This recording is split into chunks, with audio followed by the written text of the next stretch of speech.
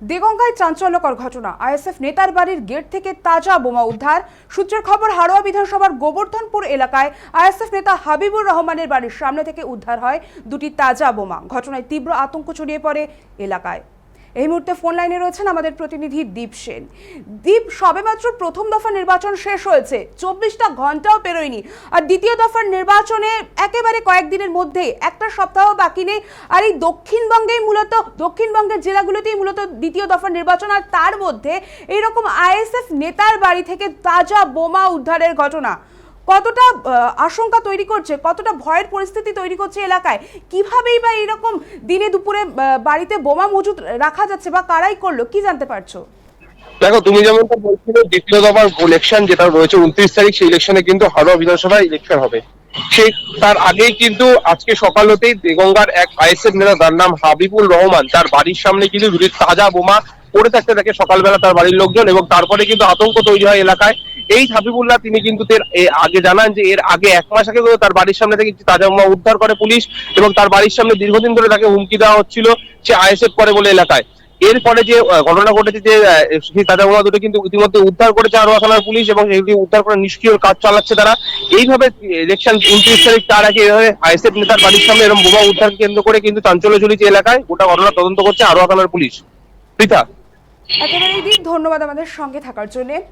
ঘটনার তীব্র আতঙ্ক ছড়িয়েছে কিন্তু গোটা এলাকায়, এবং স্থানীয় সূত্রে জানা যাচ্ছে শুক্রবার ভোরে বাড়ির সদর দরজার সামনে সন্দেহজনক বস্তু দেখতে পান পরিবারের সদস্যরা। কাছ থেকে দেখে বোমা বলে সন্দেহ হওয়ায় সঙ্গে সঙ্গে খবর দেওয়া হয় দেগঙ্গা থানায়। পুলিশ এসে দ্রুত বোমা দুটি উদ্ধার করে নিয়ে যায়। আইএসএফ নেতার দাবি, গত 1 মাসে এটি দ্বিতীয়বার। এর আগেও তার বাড়ির সামনে বোমা রাখা হয়েছিল। শুধু তাই নয়, গত কয়েকদিন ধরে এলাকায় দলের কর্মীদের বাড়ির সামনে ও ছাদে বোমা রেখে আতঙ্ক তৈরি করা হচ্ছে বলে অভিযোগ করেন তিনি।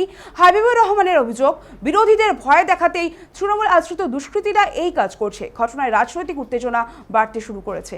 পুরো বিষয়টি খতিয়ে দেখতে তদন্ত শুরু করছে দেগঙ্গা থানার পুলিশ। ঠিক আছে, কি তদন্ত, কি একটা সুব্যবস্থা। এরকম ভাবে সকালবেলা আমি কাজে যাব, ঘুম থেকে উঠে দরজা খুলে দেখি আমার দরজার সামনে 2 পিস বোম। তাজা বোমা? একদম তাজা বোমা। এইরকম এর আগের বার একটা চললো, আমার 1 পিস দিয়ে গেল। এর আগে হয়েছিল? এর আগে একবার হয়েছে, আমার বাড়িতে 1 পিস দিয়ে গেছে। তার আগে আমার কর্মীর বাড়িতে 7 পিস দিয়ে গেল। তার আগে মানে তার পরে আমাদের তেলিয়া এসে এক কর্মী, তার বাড়িতেও এরকম মানে 1 পিস ফাটালো। কারা আপনার বাড়িতে কারা বোমটা রাখছে, কারা এইভাবে? এখন দেখেন, আমরা কারা, কে বা কারা, কিভাবে বলবে? এটা আমার যতটুকু আইডিয়ার, এটা একটা রাজনৈতিক চক্রান্ত চলছে, কারণ আমি একটা রাজনৈতিক দল করি। কার দিকে কারা রাখতে পারে? এটা আমার অভিযোগ, তৃণমূল কংগ্রেসের অভিযোগ। তৃণমূলের দিকে? তৃণমূলের দিকে থাকবো না মানে? একটা বিপদ তো ঘটে যেতে পারতো। বিপদ তো অবশ্যই ঘটে যেতে পারতো। আমি যেভাবে দরজা খুলেছি, আমি ঘুমের ঘরে তো দরজাটা খুললাম, যদি আমার বেকিয়ালে পাটা পড়ে যেত তাহলে তো আমারই মরণটা হতো। এর জন্য আমি প্রশাসনকে বলবো সঠিক তদন্ত করতে হবে, বা সঠিক তদন্ত আমি চাইছি, প্রশাসনের কাছে আস্থা রাখছি, ভরসা রাখছি। আমাদের বাড়ি দৌড়ের সামনে বোমা রেখে দিয়েছেন। আমরা তো সবসময় আতঙ্কের মধ্যে আছি। আমাদের বাড়ি বাচ্চা কাচ্চা ছোট ছোট আছে, এই আমাদের বাড়ি রেখে গিয়েছেন, আর কর্মীদের বাড়ি রেখে গিয়েছেন। আমাদের গ্রামে শুধু বোমায় পড়ে রাখা হচ্ছে। আমরা ফাঁকে বেরোতে তো পুলিশ প্রশাসন কি করছে তদন্ত। আপনারা কি বিরোধী দল করেন?